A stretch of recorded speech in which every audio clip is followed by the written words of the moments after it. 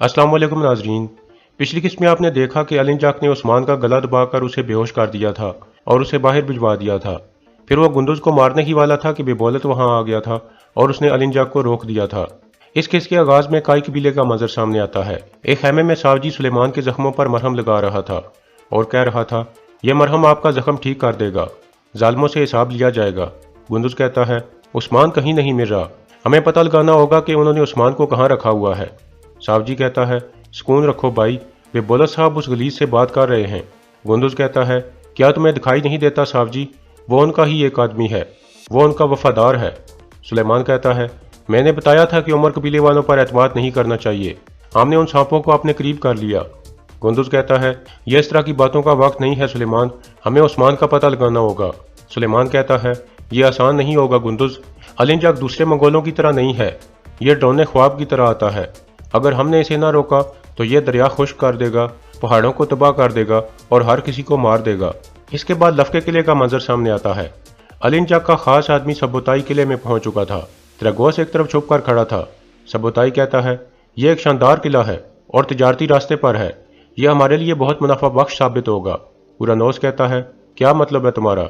सबुताई कहता है, इसका मतलब है कि अगर तुमने हमारा लूटा हुआ सोना वापस ना किया तो हम इस किले पर हमला करके इसे तुमसे छीन लेंगे। उरानोस कहता है, पहली बात यह कि तुम इस किले पर कब्जा नहीं कर सकते जैसे तुम लोगों ने तुर्क कबीलों पर किया हुआ है, और दूसरी बात यह कि सोना हमारे पास नहीं है, तुम गलत जगह पर आए हो क्योंकि सोना अर्तुल के पास है। सबुताई कहता है, तुम ये मान चुके हो कि सोना तुमने चोरी किया था, अब तुम कह रहे हो कि सोना अर्तुल के पास है। उरानोस कहता है, क्या तुमने उसके कबीले पर कब्जा नहीं किया हुआ? उसकी तलाशी लो, शायद तुम्हें वहां सोना मिल जाए। सबुताई कहता है, तुम्हें सोना हर हाल में वापस करना होगा कमांडर, लगता है तुमने अर्तुल का साथ देने का फैसला कर लिया है, तो उसे मेरा पैगाम दे देना कि उसके कबीले में हर कोई हमारे काबू में है और उसके बेटे उस्मान को हमारे सिपाही बाहर ले गए हैं। अगर उसने हमारा मुतालबा पूरा ना किया तो उसका बेटा मारा जाएगा। यह कहकर सबुताई वापस मुड़ जाता है। उसके जाने के बाद ड्रैगोस निकल कर सामने आता है। उरानोस कहता है, हमने हर किसी को बता दिया है कि सोना अर्तुल के पास है, लेकिन कोई भी यकीन नहीं कर रहा। इस खेल के पीछे मुझे बेबौलत लगता है। ड्रैगोस कहता है, बेबौलत जान चुका है कि सोना अर्तुल के पास है और वो उसे हासिल करने की कोशिश करेगा, लेकिन मैं सोना उसके हाथ नहीं लगने दूंगा। इसी दौरान अर्तुल साहब और उनके साथी घोड़ों पर सवार होकर कहीं रवाना हो गए थे।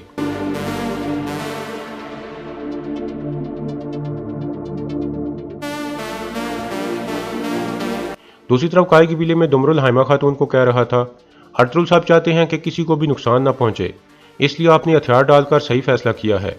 अर्तुल साहब ने हमें इसीलिए यहाँ भेजा था।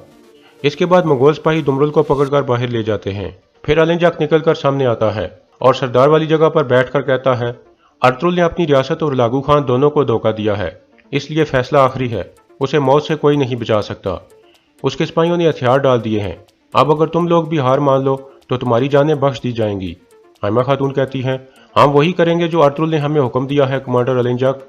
अलिन जाक कहता है, तो इस सूरत में आर्तुक भी आपसे इस कबीले का नया सरदार है और यह मेरे हुक्म पर चलेगा।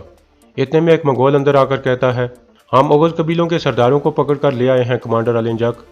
अलिन जाक कहता है, उन्हें अंदर ले आओ। इसके बाद लफके किले का मंजर सामने आता है। अर्तुल साहब और उनके साथी किले में पहुंच चुके थे। अर्तुल साहब के आते ही उरानोस कहता है, अर्तुल, जब आखिरी दफा तुम यहाँ आए थे तो हमने तुम्हारे साथ एक मायदा किया था, लेकिन तुमने उसे तोड़ दिया, अब यहाँ क्यों आए हो? अर्तुल साहब कहते हैं, माजी को भूल जाओ, मैं यहाँ बहुत ही अहम मामले के बारे में बात करने आया हूँ। मैं यहाँ इत्तेहाद के लिए आया हूँ। यह इत्तेहाद न सिर्फ हमारी हिफाजत करेगा बल्कि तुम्हारी भी हिफाजत करेगा। उरानोस कहता है, मंगोल हमारे इलाके में नहीं घुसे, वह तुम्हारे इलाके में घुसे हैं। अर्तुल साहब कहते हैं, क्या तुम वाकई समझते हो कि यह खून खराबा एक दिन तुम लोगों तक नहीं पहुंचेगा? अगर तुम अक्लमंद हो तो तुम पहले ही जानते होगे कि मंगोल यहाँ भी हमला करेंगे।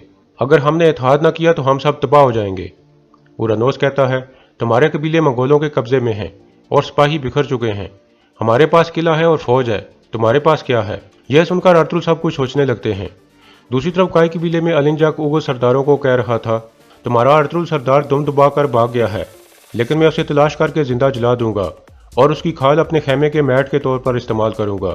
मैं उन कबीलों को तबाह कर दूंगा जो उसका साथ देंगे। अब से तुम्हारा सरदार आला बेबौलत है। यह सुनकर सब चौंक जाते हैं।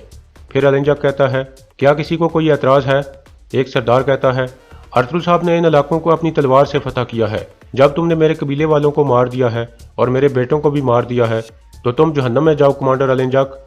अलिंजाक गुस्से में आ जाता है और उसे पकड़कर नीचे गिरा देता है और फिर कहता है, मैं तुम्हें दिखाऊंगा कि रोंदा कैसे जाता है। यह कहकर वो उसे कोड़े मारने लगता है। तुर्क सरदार दर्द से चीखने लगता है।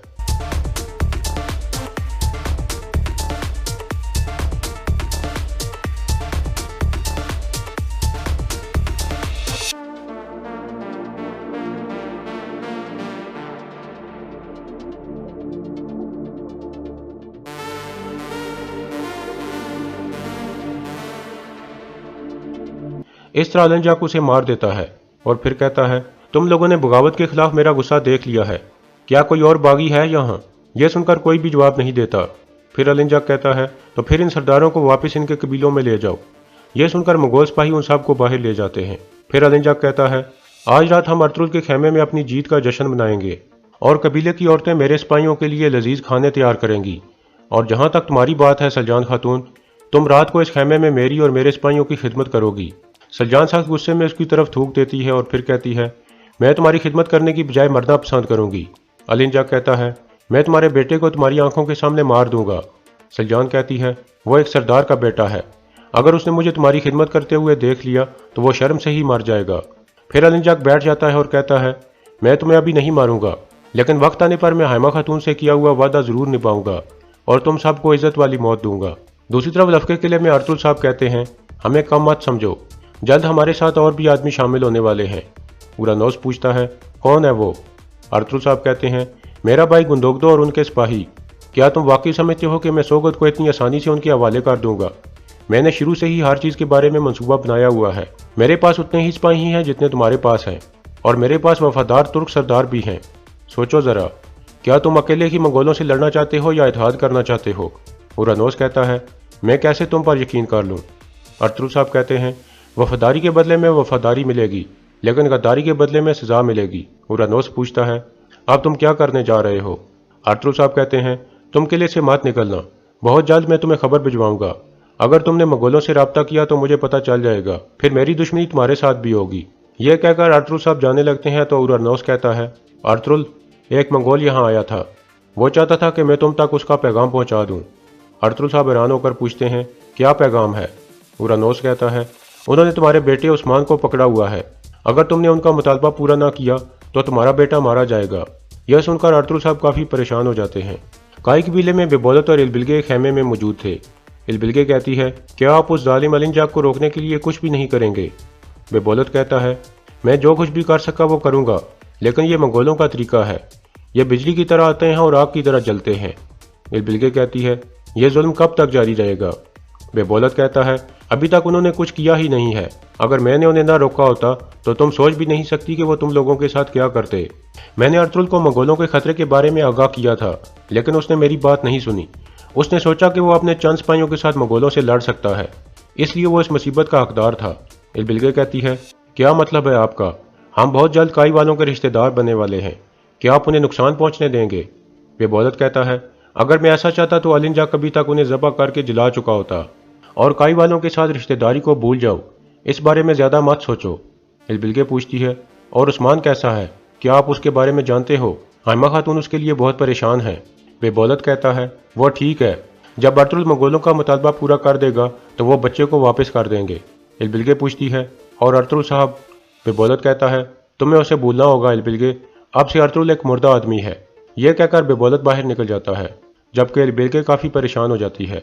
दूसरी तरफ अलिंजाक अकेला एक खेमे में मौजूद था। इतने में सिरमा एक ट्रे उठाकर अंदर दाखिल होती है और कहती है, मैंने सोचा आपको प्यास लगी होगी। अलिंजाक कहता है, तुमने सही सोचा। फिर सिरमा एक गिलास में शरबत डालकर उसे पेश करती है। अलिंजाक बहुत खुशी से शरबत ले लेता है और फिर कहता है, तो तुम्हारी बहन अर्तुल से शादी करने वाली है, और तुम, क्या तुम्हारे भाई ने तुम्हारा हाथ भी किसी को दे दिया है? सिरमा कहती है, नहीं।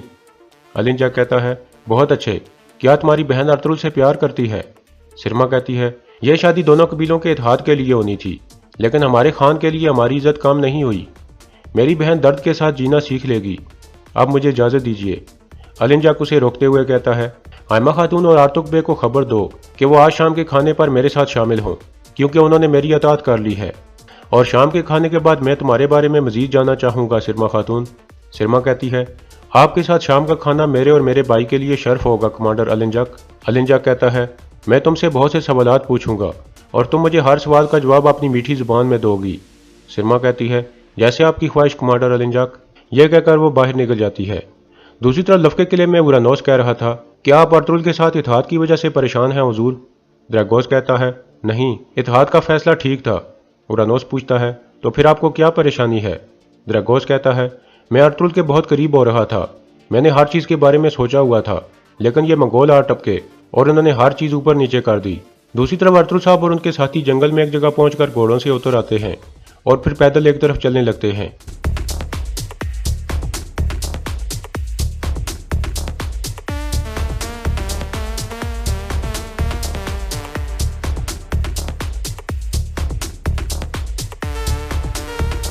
इस तरह अर्तुल साहब वो संदूक निकाल कर ले आते हैं।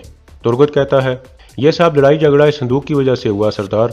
अर्तुल साहब कहते हैं, लेकिन यह संदूक ही इस लड़ाई झगड़े को ख़त्म भी करेगा और हमारे कबीलों को बचाएगा। इतने में मर्गिन भी वहां पहुंच जाता है और सलाम दुआ के बाद कहता है, मैंने आपके हुक्म पर घंटी वाले का पीछा किया था सरदार। वो आज लफ्के के लिए गया है और काफ़ी देर से वहीं है। तुर्गुत कहता है, घंटी वाला लफ्के के लिए क्यों जाएगा? वामसी कहता है, हो सकता है वो मुगलों से डर कर वहां पनाह लेने चला गया हो। अर्तुल साहब कहते हैं, इसकी कोई और वजह है? तुर्गुत पूछता है, क्या आपके ख्याल में वो ड्रैगोस के साथ राब्ते में है सरदार? अर्तुल साहब कहते हैं, ना सिर्फ राब्ते में है, बल्कि मेरे ख्याल में इसके अलावा भी वो बहुत कुछ कर रहा है, लेकिन वो हमारे लिए काफ़ी फ़ायदेमंद साबित हो सकता है। हम सारी सूरत हाल वाजे होने तक कुछ भी नहीं करेंगे। तुम उसका पीछा जारी रखो मर्गिन। फिर बामसी कहता है, इस संदूक में रियासत के बहुत अहम राज हैं सरदार। इसमें उन लोगों के नाम है जो मंगोलों के खिलाफ बगावत करना चाहते हैं। क्या आप वाकई इसे मंगोलों के हवाले कर देंगे सरदार? अर्तुल साहब सोचने लगते हैं। इसके बाद रात का वक्त हो जाता है। काई कबीले में हाइमा खातून उस्मान को याद करके रो रही थीं। इतने में बिलगे इजाज़त लेकर अंदर आ जाती है और उनके पास बैठकर कहती है, मैं जानती हूँ अब आप मुझ पर एतमाद नहीं करती, लेकिन मैं आपको यकीन दिलाना चाहती हूँ कि इस सब में मेरा कोई कसूर नहीं है। मैं अर्तुल साहब से तब से प्यार करती हूँ जब पहली दफ़ा मैंने उन्हें देखा था। मैं उन्हें धोखा देने की बजाय मरना पसंद करूँगी। मैंने अपने भाई से उस्मान के बारे में बात की थी। उस्मान ठीक है, आप उसके बारे में परेशान मत हो। मंगोल अर्तुल साहब से कोई चीज़ लेना चाहते हैं। जब उन्हें वो चीज़ मिल जाएगी तो वो उस्मान को आज़ाद कर देंगे। मैंने आप सबसे अपने ख़ानदान की तरह प्यार किया है हाइमा वालदा, अब मुझे इजाज़त दीजिए। यह कहकर इलबिलगे जाने लगती है तो हाइमा खातून कहती हैं, क्या तुम अपने भाई के बावजूद भी हमसे प्यार करती हो बेटी? इलबिलगे कहती है, मैं हर चीज़ और हर किसी के बावजूद भी आपसे प्यार करती हूँ वालदा। मैंने अपने प्यार का इजहार कर दिया है, अब वापसी का कोई रास्ता नहीं है। इतने में सिरमा इजाज़त लेकर अंदर दाखिल होती है और कहती है, कमांडर अलिंजाक ने आपको शाम के खाने पर दावत दी है हाइमा खातून। हमारे सरदार आला बेबौलत साहब भी उनके साथ हैं। यह सुनकर हाइमा खातून सोच में पड़ जाती हैं।